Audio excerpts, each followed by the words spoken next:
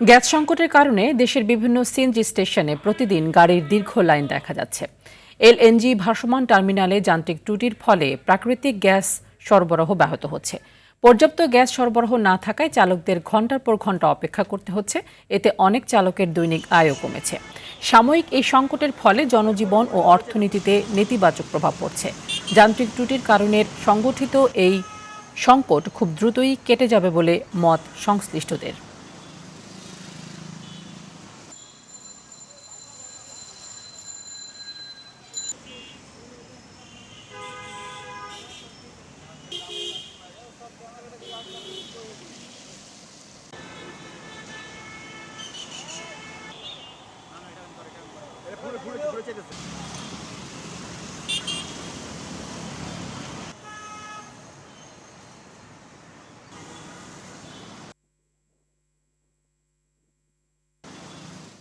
এ বিষয়ে আরও জানাতে তেজগাঁও এলাকা থেকে সরাসরি যুক্ত হচ্ছেন সহকর্মী আব্দুর রহিম। রহিম, রাজধানীতে গ্যাস সংকটের প্রভাব কেমন পড়েছে এবং ফিলিং স্টেশনগুলোর সার্বিক চিত্র কেমন দেখছেন?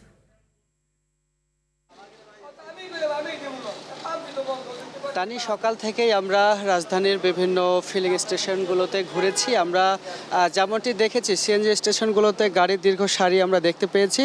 আমি বর্তমানে রয়েছি সাউদার্ন যেই সিএনজি স্টেশন রয়েছে সেখানে রয়েছি। আমি দেখেছি ড্রাইভারদের সঙ্গে কথা বলেছি, তারা যেমনটি জানিয়েছে কেউ সকাল 6:30টার পর থেকে লাইনে দাঁড়িয়ে মাত্র এখন বাজে ঠিক 10:45 এই মুহূর্তে এসে তারা গ্যাস পাচ্ছেন।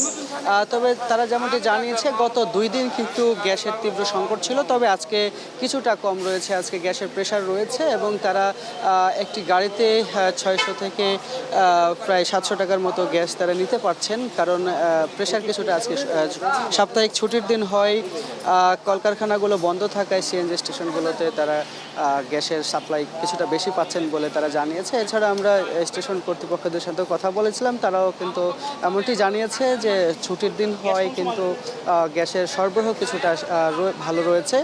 একটি তথ্য আপনাকে জানিয়ে রাখতে চাই, গত বুধবার কিন্তু জ্বালানি সচিব, যুগ্ম সচিব কিন্তু একটি সংবাদ সম্মেলনের মাধ্যমে জানিয়েছিলেন যে কক্সবাজারে কিন্তু যেই গ্যাসের সরবরাহ লাইনের যে স্টেশন রয়েছে সেখান থেকে কিন্তু যান্ত্রিক ত্রুটি দেখা দেওয়ায় এই সমস্যাটি তৈরি হয়েছে বলে জানানো হয়েছিল। তবে এটি 2 দিনের মধ্যে সমাধান হয়ে যাওয়ার কথা কিন্তু তিনি জানিয়েছিলেন।